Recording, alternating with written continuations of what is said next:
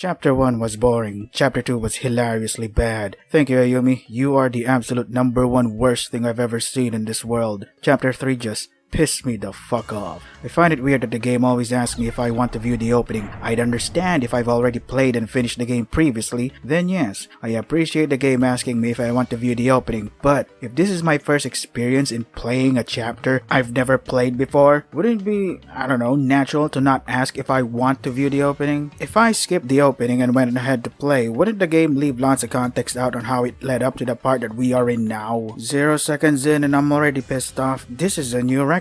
Amazing game. Truly amazing. We hear lots of pants and cuffs, probably sick of this game. I know I am. Look who we have here. I have no idea who this is. No, seriously, who is this person? The game already struggles enough in introducing our main heroes, and the game's genius move is to introduce more characters. Once more? Once? Morons! Please no more. This person has had enough of this school. I mean, yeah, who would unironically love that they're— oh yeah, right, that guy. She's looking for some character that we don't know, then another character who we don't know assures her that we'll run into some other guy that we don't know.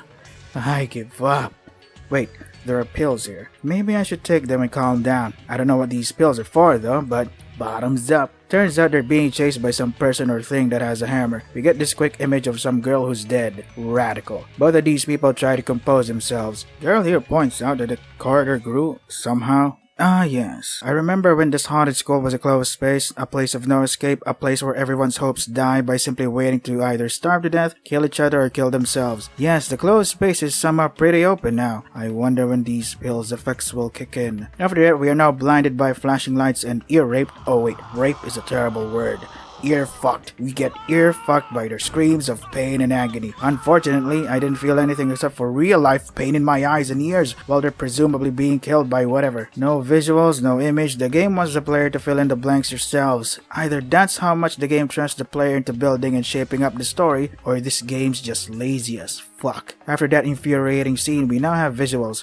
Hooray. We see a girl trip because that's original. It's not like there's another one who's tripped 3 times now in one chapter. She cries and whimpers and wonders what the hell is going on. Hey, that's exactly what I'm feeling right now. Huh? What was that you said? Mothballs? Missing mothballs. Oh well. Well, I'm not dead yet. Let's continue on with this game. Girl walks a bit and is now face to no face with this headless girl. Wait, what the hell? That's not how you talked before. You used to gargle. How the hell can you even talk without the upper jaw and everything else that makes a head, a head? This is stupid. Corpse Party, the most consistent inconsistency to have ever consisted inconsistence. Headless takes a step forward, then someone takes a picture on the player's face. Turn down that light! She screams, which I actually really like.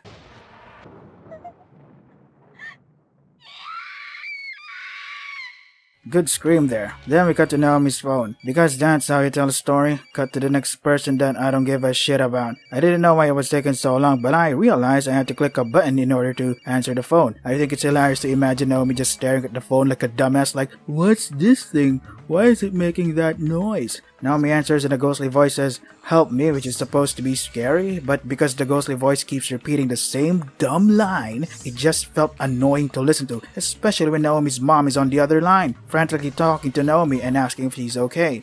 Somehow they're unable to hear each other. Maybe it's the power of the ghost? I don't know why the ghost would cut off their communication outside, which can definitely help them and the others escape. Another way to escape has been thrown in the garbage site. Corpse Party, a never-ending garbage content delivery system.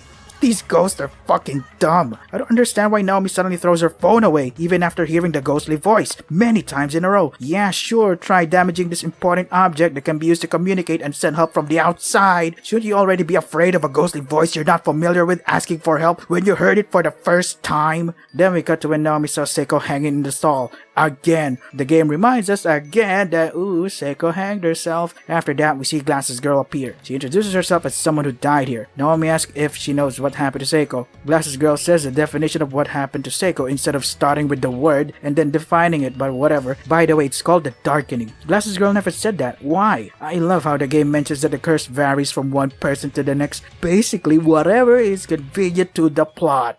Naomi says, That's horrible. Even Naomi agrees with this terrible writing. Were you not aware of this when you wrote this? Glass Girl then goes on to say that since Seiko died, Naomi's the only living person here. You will be all by yourself from here on out until the day you die. Yeah, sure, I'll hold you to those words, you cute Glasses Girl bitch. We then go to present Naomi and she thinks her cell phone has everyone's numbers stored in it. I guess it wasn't such a good idea to just throw it away like that. And why didn't you use it before you had your phone with you from the very beginning? Every event in chapter 1 and 2 could have been avoided if Naomi tried out her cell phone first to see if it works in the closed spaces. It would also help if we talked to the ghost to help amplify the signal to the present world. We could have prevented the following: Seiko's death, Naomi's sprained ankle, teacher's death, girl's death, the many deaths of Ayumi, the many deaths of Bland Blonde, Naomi and Seiko's misunderstanding, the darkening, possession, the red girl appearing, earthquakes,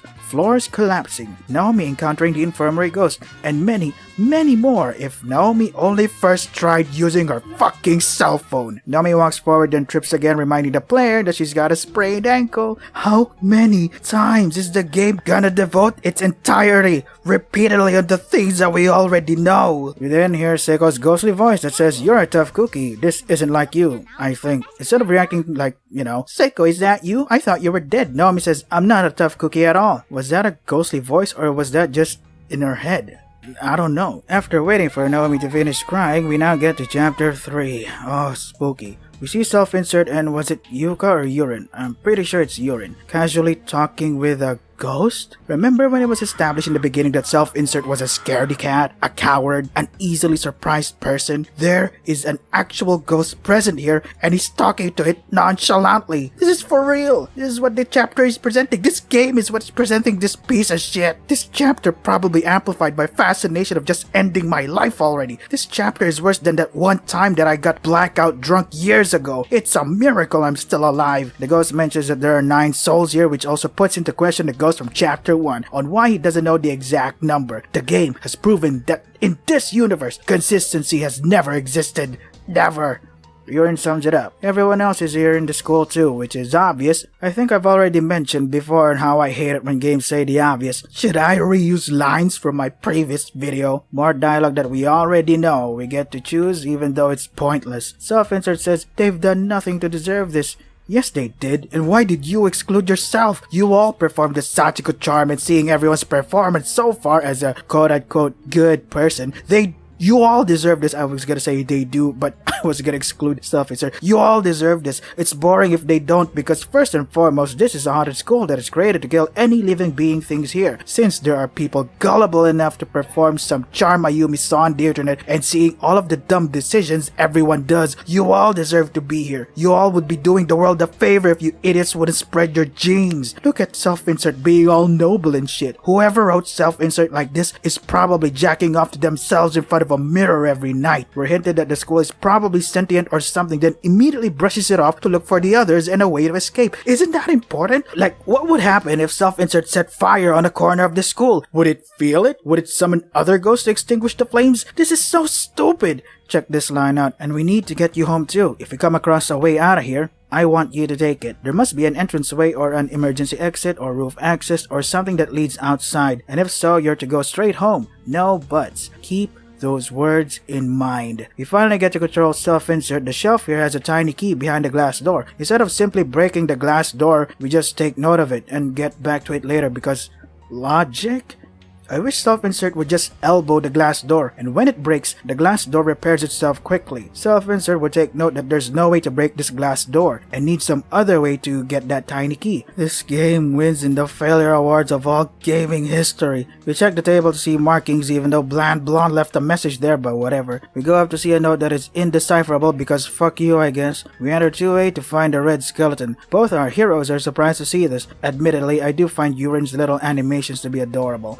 Look, I'm a guy who loves death and psychological horrors, but in order to not go insane, I balance it out with cute and wholesome things like Pokemon. I got a damn Muna. I love that psychic pink ball. You got a dream catcher? Well, I got a dream eater, bitches. Self-insert checks out the red skeleton and denies reality, just like Naomi. I like this dialogue where self-insert's will is weakened by the thoughts of dying in this place and Urine is the one that snaps him out of those thoughts. It's one of the reasons why I thought Urine would have an awesome character arc, which I mentioned previously in one of my videos. I swear, there's someone actually competent in writing for this game but is always overwritten by someone's stupidity, or they're jealous that someone can actually fucking write a story, or at least pick up a pen. We interact with the red skeleton again to see this image that says please kill me and can't take it anymore, which are precisely what I feel about this game and daily life. We see a skeleton that wrote a lengthy letter, which is honestly boring to read. Nothing of value was added. There's a note here that says death is blind. It counts for all souls, regardless of their worth or lack thereof. Again, nothing of value was added. We go outside to see Victim's Memoirs 1/5. Oh goody, the notes that I should avoid reading. The note says, Ochaki Mitsuharu, I want to see you again. A ghost told me. Apparently, you were brought here too, but we're in different spaces. This is fucking bullshit and fucking repetitive in all of the fucks in the world. We already heard this in chapter 1, told to us in chapter 2, and now we fucking read it again in this chapter. How many more times do we have to get told in so many variations that we're in different spaces? We get it, we're in different spaces. This fucking dialogue is stupid as all fuck. We get out from 2A and Urine says, will we ever be able to go back home again? I chose, how should I know? Because I'm being honest, we don't know what's gonna happen. Can we first focus in getting results before asking that stupid question? Since I chose to be honest, Urine cries and it is hilarious.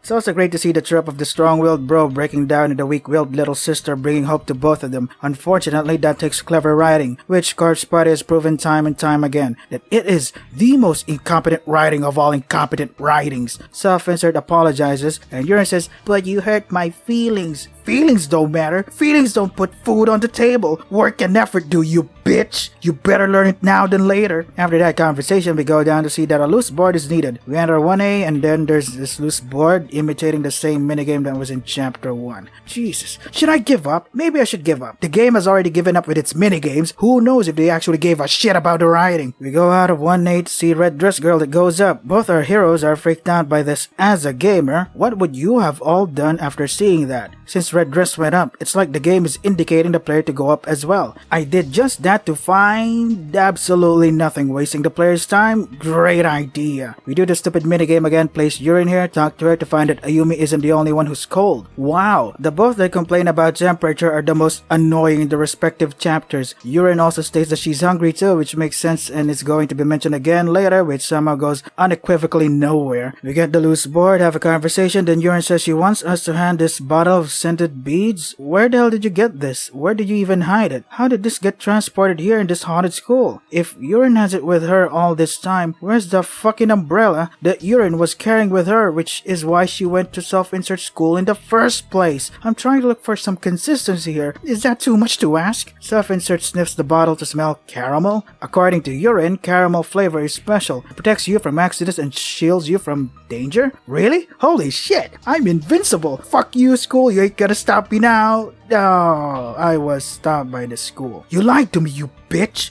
Anyway, this is one of those instances that made me think Urine was gonna be a good character. She talks so highly of her bottle of scented beads. It's her secret charm? A secret charm for what? Shouldn't it be a lucky charm? A secret charm? What are its secrets? That it smells like caramel? Wow, great secret. Wait, I should be praising Urine in this part. She talks highly of her secret charm because she believes it protects you from accidents and shields you from danger even though it was proven otherwise, and yet she offers it to self-insert. She's terribly frightened of this place, but she doesn't want anything bad to happen to self-insert. Self-insert safety matters more than Urine's fear, which is amazingly noble. Since I'm an asshole, I declined the thing. Keep it. I don't know where that came from. We take back control. No, not that song by Puddle of Mud. Good song though. Angsty. We place the loose board and go down. Suddenly another earthquake because why not? They wait for it to finish quaking the earth and for some stupid reason, the floor magically fixes itself. Every time I write parts of this script, a little part of me gives up. Another part of me is trying to convince me that it's better to just stop with this already. We continue on to main building, first floor, west hall. There's a skeleton that mentions the Sachiko charm briefly. Read a note which foreshadows the part where every player has given up on chapter 5. We go to the entranceway to find victim memoirs to over 5.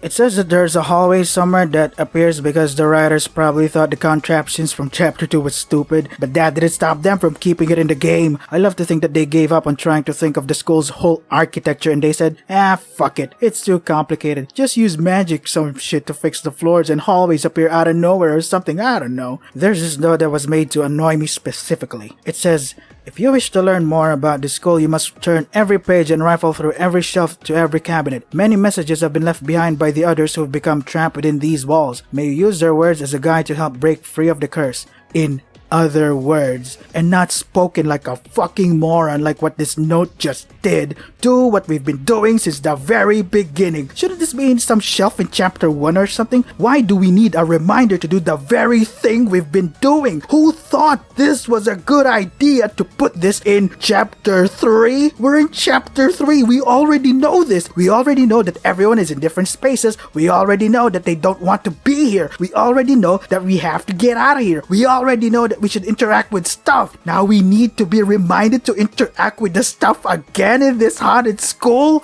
2 words. No shit. We see a ghost looking stupid and says some things. I decide to make eye contact at it to try intimidate and establish dominance on the ghost kid, which probably wasn't a good idea. I was reading about bears because if you make eye contact with black bears, they will take this as an act of aggression then rip you apart. I guess there's a world's difference between ghosts and bears. The ghost kid hisses even though he got no tongue. I assume the ghost kid would be spitting ghost blood because his tongue is cut out. Gross. Ghost kid sounds like he ate some of Aunt Nobody Wants You Here's handmade food for Christmas. You eat it because you have to be polite. Oh yeah, auntie, yes, please talk more about yourself. Oh, I love hearing about your success stories while mooching off of your successful husband who's in another country working his ass off while you keep fucking your whole neighborhood. We stare at the ghost kid, which obviously reuses the same image in chapter 2 when we stare at the ghost. Recycle? Resourceful. Self-insert slowly goes forward while urine is frozen in terror. Another example of a ghost able to control a person. Yeah, I don't even care anymore. More babble. Game mentions that the ghost kid has no tongue, even though we know this already. Is the game doing this on purpose just so he can reach a quota or something? This is ridiculous now. Self-insert falls and hits the floor, but it didn't kill him instantly. What a shame. These dialogues are so stupid. It was only a few short seconds between the moment self-insert fell and the moment he hit the ground, and there was really nothing he could do to prevent it. The first line didn't bother me. The second line, and there was really nothing he could do to prevent it.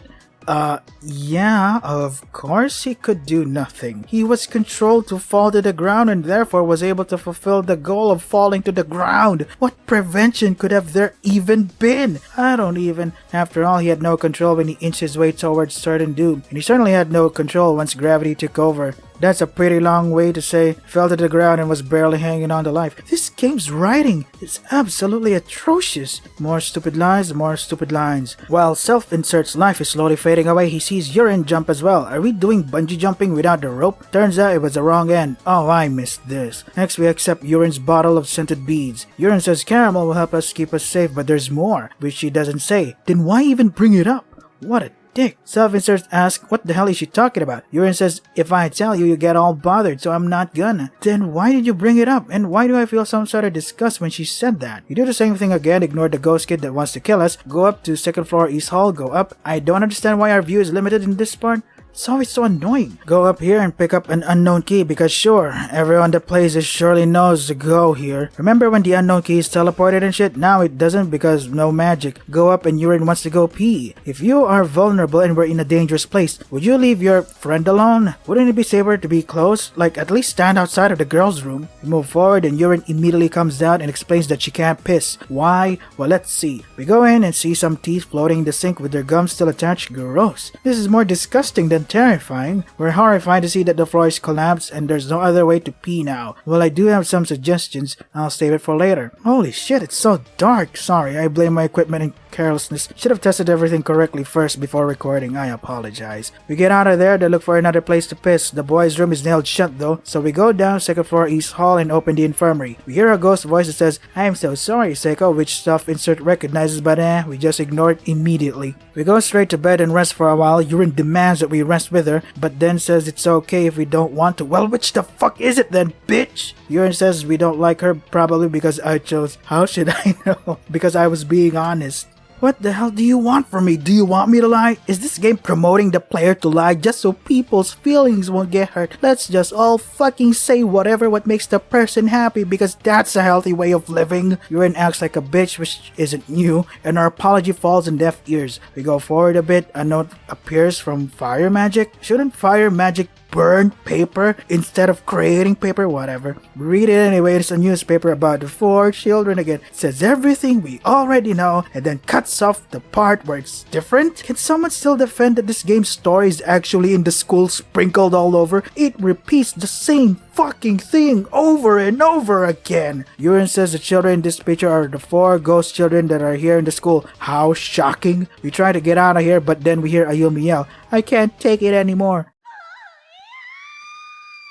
We go outside to see blood on the floor and pick up a nail puller. Where the hell did this come from? Did the zombie guy from chapter 2 drop this? But zombie guy was said to only hold a hammer. Whatever. I don't even think I have the energy to provide a solution to a game so fucking stupidly written. Since we got the nail puller, we opened the nail door of the boys' room, but oh no, more problems. No stalls, there are urinals. There's so much more things, but I'll save my rage for later. Urine refuses to piss and decides to hold it in. There's a note that reminds the player to not read the victim's memoirs to their conclusion. Okay, whatever you say, you all saw that and I will follow as what it says. We go down, then hear a camera. Go down a bit more to see Glasses Guy taking pictures of that bloody body over there. Glasses Guy looks like he's in the middle of jacking off and self-insert calls out to him, making Glasses Guy immediately zip his pants up, but unable to wash his hands, therefore have to play it cool even though there are pubes still left on his hand that smells like used dick. Glasses Guy says, "I'm so relieved to see someone else from class." Self-insert and Urine see the horrific sight. Urine runs away a bit and covers her ears because that helps somehow. Self-insert asks who might this person be. Well, if we're going back to chapter 2, this was, what's her name? Girl! That was thrown to the wall, so if you search the body and also see the uniform, it's also possible her personal belongings are still with her, like her personal ID, cell phone. Very easy to identify. We've already searched countless corpses that has their name tags. It will really make it easier for Glasses Guy to accept Girl's death and learn to rely on self-insert and the others.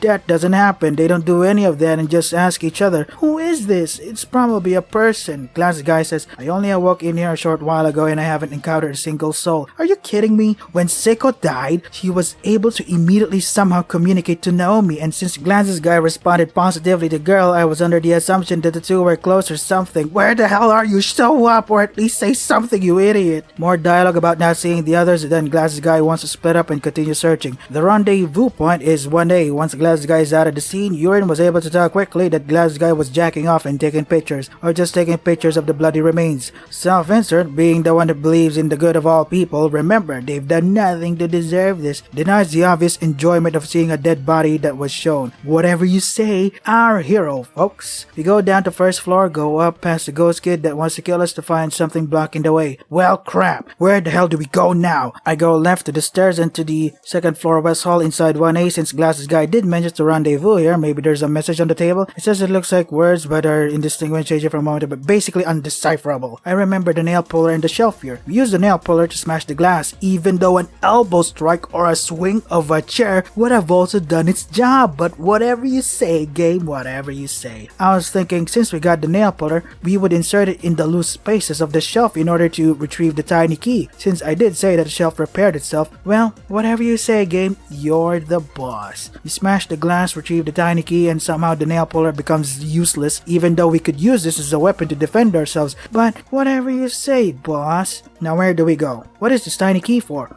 I don't recall a locked door, so let's look for a bit. Down the first floor west hall, didn't find anything. Up the stairs to second floor east hall, didn't find anything here. Tried to open the science lab, couldn't open it. Up to third floor east hall, didn't find anything here. Retraced my steps, where the hell am I going? What the hell am I missing? Inside the infirmary, didn't find anything here. Back again to somewhere, first floor entranceway, didn't find anything here. We've already read the victim's memoirs before, so I ignored that. To save everyone's time, it took me 2 hours. of achieving nothing until I decided to search up a walkthrough. Guess what I needed to do? Read the victim's memoirs in the entranceway, even though I've already read it before, even though the game said to not read the memoirs. Did I just sequence break the game? Why couldn't it be that when I read the victim's memoirs and have the tiny key, then show the stupid fucking new hallway? This is terrible game design. This game is pure garbage game design. Why would you design it in this way? This is evil. Even Sin wouldn't want to play this awful garbage pit of misery.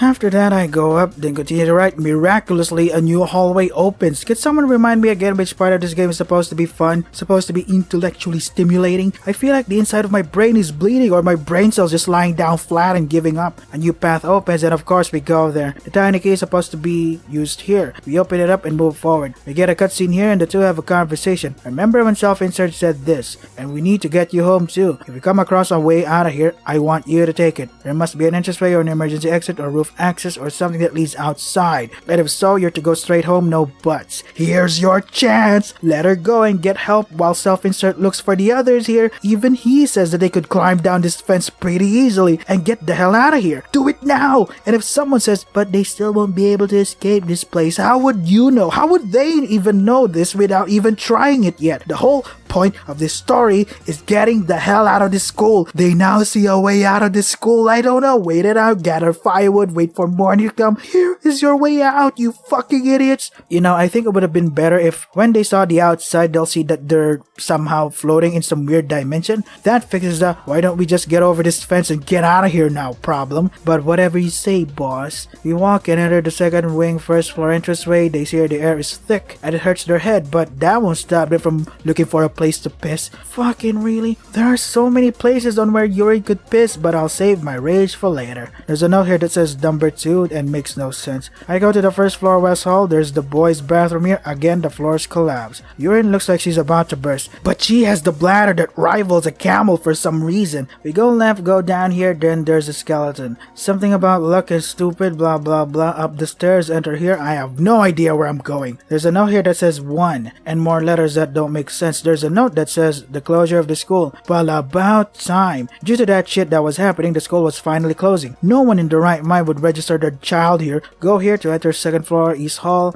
Up here, there are slimes that has weird faces. Man, if only they put the weird faces in places that players wouldn't expect. Enter the cursed art room. That's really what it's called even before this place became haunted. Did the occult club and art club share this room? Whatever you say, boss. There's a person here that's talking to a wall. We try to talk to her, but it's like talking to a wall. Since it's a waste of time, we get out of there. We go left at the second wing east hall up here to find a skeleton. When you interact with it, it says, Kari, I want to see you again. Who's Kaori? Why do we need more characters? What mind ever thought, more writing? Nah, screw that. More characters. Nothing happens and we move on. In the second wing first floor, there's a note that has weird numbers and then what? In the end, there's 312. Who wrote this? Why is this needed? Then we hear the door lock in the music room. Wow, I'm scared. Go up, then the door unlocks. What is the point of that? You can't get in. Oh wait, now you can. How is that important at all? How did it add anything to the game? Is the game giving up on letting you search and look for keys and said, you know what? I'll unlock it for you because I don't know. I'm too lazy to think of anything. This game sucks. Why do you all like this game? I go in because why not? We hear piano playing, then abruptly stops when we get close to it. We go out, then we hear the piano playing again. Oh no, beautiful music is scaring me. We go up, then left. I'm fucking lost. I don't know what to do and I decided to retrace my steps. When returning to main building first floor, a cutscene will happen. It's Yuri and she's about to pee. Oh, you must be getting off on her voice that struggles to keep wetting herself, fucking weirdos. Self-insert says, that bad, huh? I'm not sure what we can do about it though. Have you tried pissing? Here are my suggestions on where urine could piss. On the floor, on a chair, on a table, on a shelf, on the chalkboard, on the holes, on the rubble, on rocks, on a bucket, on a sink, on a mirror, in the corner, on the stairs, on a corpse, on a skeleton, on a spirit, on a note, on a wall, on shoes, on a person, on a ghost kid, on a weird contraption, on a loose board, on the bed, on the candle, on a diary, on a urinal, on a window, on a cell phone, on glasses, on a uniform, on a bloody body, on a bloodstained floor, on the hallway, on a locked door, on a nailed door, under the rain, on a fence. Should I go on? Urine says, I'll be okay. What the fuck? This isn't bravery. This isn't a character arc. This isn't even smart. This is just fucking stupid fucking shit that some pervert decided to write in just so he could jack off and find others like him. Make a community of jack-offs to jack each other off. What fucking jack-offs? Roaming around going nowhere. How is this fun? Looking for something to trigger something to further whatever plot this game has. Going back to second wing in the principal's office, there's a corpse. Talk to it and it says, Kodo, please no. What is the point of that? Dunno. Walking around randomly since the game decided to be merciful. Here in the second wing, second floor, east hall, here's someone running and panting.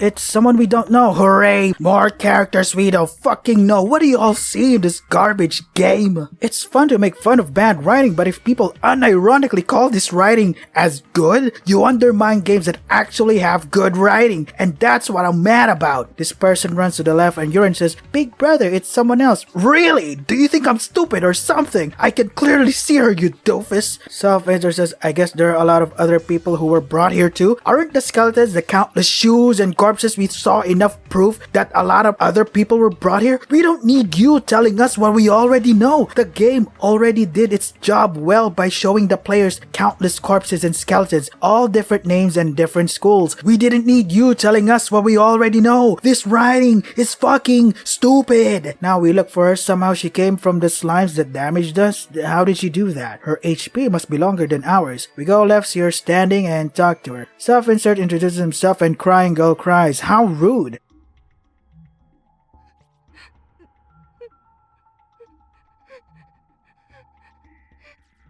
She shouts and shouts again, then runs off.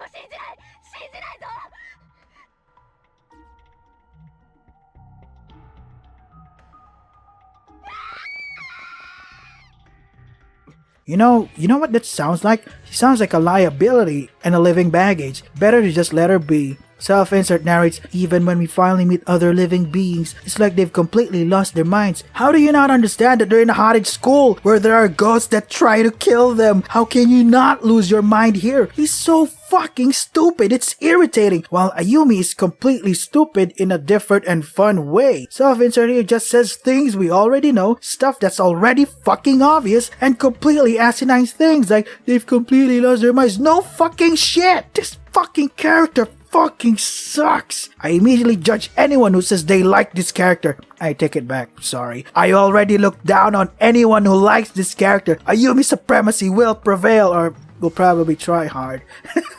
Then he narrates another dumb line. I guess it really isn't safe to stay in here for very long. No, you think? This is what I've been saying and repeating all the time. We know, Captain Obvious. Go left, walk around, then an earthquake again. Who would even get surprised at this nonsense? Self-Insert says, another earthquake? What do you think, you stupid piece of garbage that repeats all the stuff we already know and says the obvious things that are already happening? Urine falls down and amazingly, an earthquake isn't enough to piss herself. Don't know what to do. I go back, check the floor littered with protective paper charms. He says, why are there protective seals? Viewer, if you saw this door plastered with lots of protective paper charms, what is the first thing that comes to mind? What is inside of it? Not why are there protective seals. It's fucking obvious that there's something inside that they put there, and obviously very dangerous. That's why they put seals here. Wouldn't you think to just fuck off and leave it alone? Why is Self-Insert such a fucking idiot? Self-Insert sees Urine struggling and suggests to just piss in a corner. She says no, but says it in, I don't know, crying language. He then suggests a visit outside in the woods along the walkway. Did this game really need Urine holding her piss to drive the plot? Let's look for a way out of here and also a place for Urine to piss. Can anyone see how stupid this is?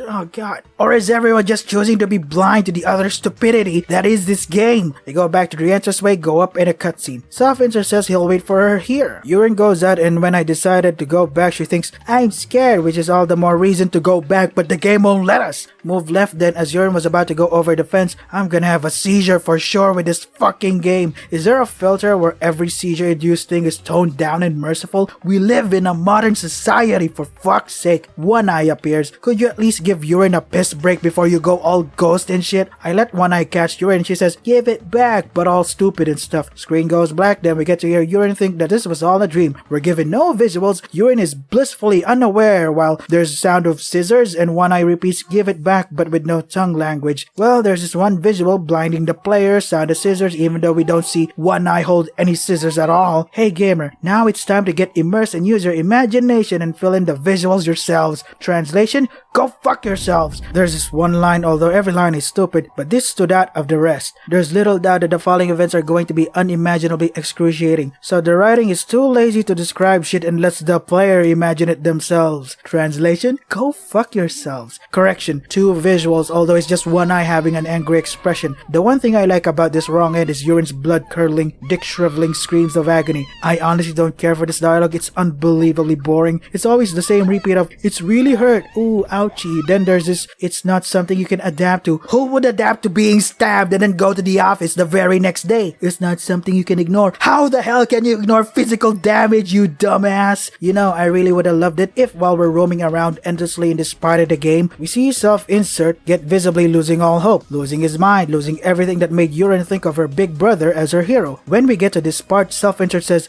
I think I'm reaching my breaking point. And Yurin, although scared, now has to be brave for him because she wants him to go back to being her hero. She reaches deep down and recalls everything her big brother taught her about being cool, calm, and brave, which she then says, it's gonna be okay, we're gonna get through this. Self-insert smiles, surprised at her little sister reminding self-insert of what he used to be before being stupidly abducted. They're not abducted! They never were! God, this game is dumb! He smiles because he was the one that always said those words to her. Now it's her saying those words to him. That's how you fucking write characters! We get to see the worst and best of them. Yurin suggested they should rest here a bit, then they hear a familiar voice. I don't know, Naomi or Ayumi's voice. Yurin says she'll go take a look and self-insert stops her. She says, I'll be fine, I'm just gonna go take a look and I won't go far. I'll just be right behind this door. I'll be right back, okay? Doesn't that sound reassuring? Imagine that you were in that scenario, you can't walk anymore due to being mentally exhausted. Since your friend or whatever is simply gonna go look around and won't go far, you'd let them go for a bit, right? Then we see Yurin look around, One Eye appears, she runs, and then when she goes back here, her brothers disappeared. There we go. Did you notice that there was no pee holding involved during all of this? The plot didn't move due to Yurin holding her piss. The plot moved because of the characters. We could have had, a great fucking story in our hands and we get this? Doesn't that piss you off? Why did we have to go to this point just for self-insert to suggest for Yurin to piss outside? Wrong end, we're doing it again. I go back to where the slime things were for the fun of it. The previous person was able to go through here and she looked battered and exhausted, but she still lived and was alive enough to act like a total shithead by shouting nonsense and running off. The game then says, warning, your HP is getting low. To recover health, return to a lit candle as soon as possible. I don't get this. Why do we need an HP bar? I get that an HP bar was needed in Chapter 1 in the infirmary, but these are just slimes. Well, it turns out it can trigger a wrong end. Move forward until your HP goes to 0. Yurin shouts in your ear, no visuals, and that's that. No other dialogue, just that one line. Big brother, this is the worst wrong end ever. At least the only good thing I can think of is that it's short as fuck. Unlike in the other wrong ends, where it lasts where it feels like some elder in front of you trying to figure out how the ATM works. Get out of the way and use the PWD ATM, you fucking living cock block. No one's using it and it was made especially for you.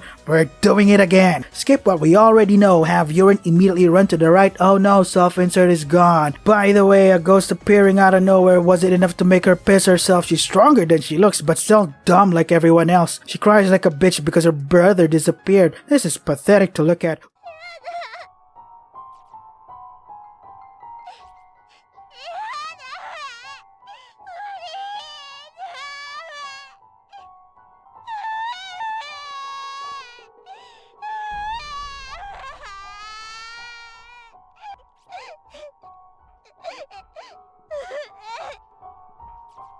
We could have gotten a stronger character, but we got this. What a waste. The cabinet falls even though that's scientifically impossible. Why hasn't the cabinet fallen earlier? Like before urine went out, the cabinet is still intact. When we go back here, we see that the cabinet has fallen, indicating something must have happened here, which involves our brother's disappearance. Someone or something strong enough to pull a cabinet kidnapped our brother. Makes sense than seeing a cabinet that does its job of being a cabinet suddenly fall down with no reason whatsoever. It even states that it seems extraordinarily heavy. There's glass everywhere and climbing over it would probably be a bad idea. That's stupid. People exaggerate the broken glasses thing. We have shoes, right? That's not gonna pierce shoes, and even if it does, anyone can simply just sweep it away with something. The game already has presented the countless corpses and shoes here. It's likely that anyone could make a makeshift broom out of those materials and go through this fallen cabinet. It's so dumb. Stop it. You're cancelled already. I go outside to see One Eye is still there. Well, thank fuck she's stupid to not go to the next room. Go to the left, up, right to the door protected with paper seals. Then we hear a camera click.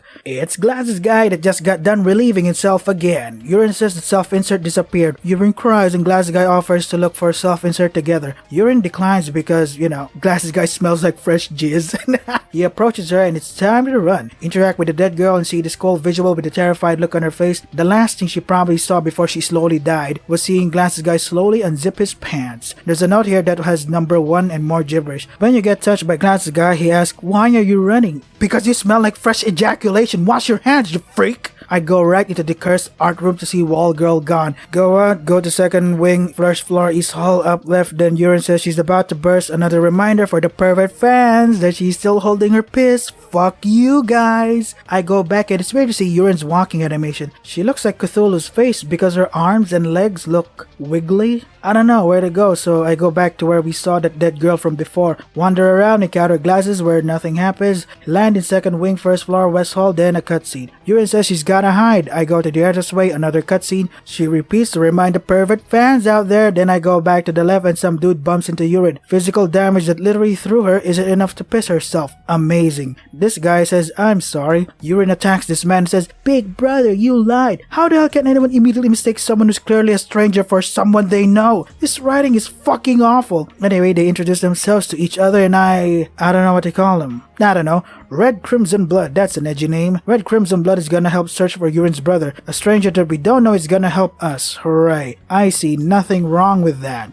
So now we take control of him and have Urine follow? This reminds me of Phantasy Star 2. By the way, why aren't you consistent? Remember in Chapter 1, Naomi and Seiko is stupidly enough, we only play as Naomi, and in Chapter 2, Bland, Blonde, and Ayumi, we only played as Bland, Blonde, and also have them fused together. Why are you showing now that it's actually possible for them to just use this type of whatever this thing is called and stick with it? What I'm trying to say is that, where's the consistency? Red Crimson Blood can lift up falling cabinets, and only cabinets, never try to bust down doors or break windows. Interact with this cabinet and we get a piece of floorboard. Of course you'd find a piece of floorboard inside a fucking cabinet because that absolutely positively makes sense and everybody else does it too. I remember that there was also a fallen cabinet in main building first floor East Hall. I pick it up, it falls through the floor but we can still go over it. Why not just let the cabinet fall in the holes that are around it? Whatever. Go up, vision gets limited. Why is this necessary? Go right to see another dead girl. Go farthest left, then place loose board here. We get a name tag for all this trouble. Seems like a waste of time.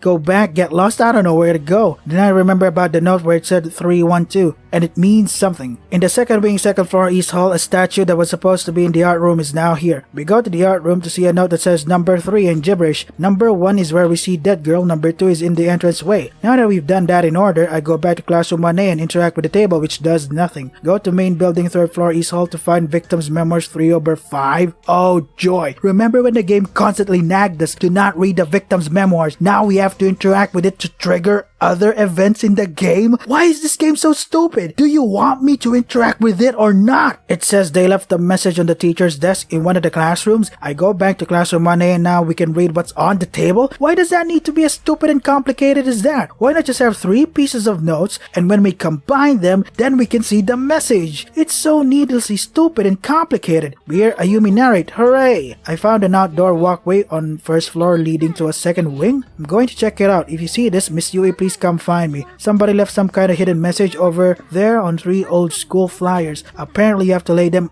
one on top of the other to read it. Wait just a fucking second. I don't remember ever playing that part in chapter 2. When did this ever happen? Off screen? Off fucking screen? Another good idea down the shithole. Wouldn't it be awesome if in chapter 2 we were the ones leaving clues and hints for the other survivors? For red, crimson, blood, and urine to figure it out? What a waste of goddamn sons of bitching fucking potential. Even though we've already interacted with the 3 flyers in order, we gotta do it again because it wasn't triggered right. This game is abysmal. So I do the thing again. 3 is in art room. 1 is where we saw the dead girl walk around. Victim's memoirs finally show up. Some nonsense, don't care. Number 2 is in the entranceway. Oh, for God's sake, why is Red Crimson's blood sprite all wrong? The jacket should be on the other side. Will this game ever learn how directions work? Anyway, we interact with 2. It says search desk in music room, right side by window, second desk from the back. We go to the music room and just lift this cabinet up, then interact with this desk, and it says the green goo can kill you. There's a pair of shoes blessed with holy water? Wow, that's dumb. Holy shoes? Now where's the spiritualists? Are they dead now? It's a good fucking thing that these shoes are a perfect fit. Blessed shoes are so dumb. Why not just discover holy water and use that to extinguish the slimes? It's so dumb. Did it really need to be shoes? Anyway, piano jump scare. Okay, whatever. Next is to go to where the slimes are. Go up, get a crystal of unsealing. Wow, this game really loves throwing one stupid thing after another. Corpse Party, the game that keeps on shitting. Seriously, it's amazing how much level of dumb it shits out. It's like it has forever diarrhea or something. Urine then says she really gotta go. Pissed on wherever, you stupid fuck. Wander around some more, get near the protected door which unseals because of the crystal of unsealing. Yeah, I know, creative name. Applause. Throw roses at their feet for their impeccable inventiveness for the name of crystal of unsealing. Red Crimson Blood says she should piss inside, not aware that they just unsealed the thing that's supposed to be sealed. Wouldn't it be better if we saw some weirdo that unsealed it instead, because they were that desperate to escape and not where to simply piss? Instead of finding the crystal of unsealing, we see some dude afraid and desperate. They run away from us and it's our job to look for them. We finally see the protected door unsealed. A little cutscene even acknowledges that the person they saw before probably went in there. In doing this, it doesn't make our characters look like dumb idiots. This game is a swimming pool where people openly piss in. Then we hear some new guy who knows Red Crimson Blood arrive. Yay, more characters that we don't fucking know. They have this happy reunion, then he stabs him, possibly annoyed by the sight of more characters we don't fucking know. Now this is stupid. Are you telling me he's bleeding to death but his left hand is still on his hip, posing like some kind of dumbass? At least change the image appropriately to where he's trying frantically to stop the bleeding. He looks so stupid. I can't take the situation seriously. He kicks him to the hole behind him like, this is Sparta. More like, this game's garbage. Then he says, within these walls it doesn't matter if you're killed by them or killed by me. Either way, you're dead. Oh wow, amazing reveal that really made sense when we used him all this time. If Red Crimson Blood was removed and he was replaced with, I don't know, Glasses Guy, nothing would change. Hell, it would actually make a lot more sense for Glasses Guy to be in Red Crimson's Blood's place because he saw corpses. We know he likes those things. He's fucked in the head. And if the game went with Glasses Guy realizing that the corpse he jacked off to was what's-her-face, his whole reason for going on is gone and the only thing left is to make everyone else miserable. For fuck's sake, the movie! The fucking movie that pisses fucking shit! What the fuck?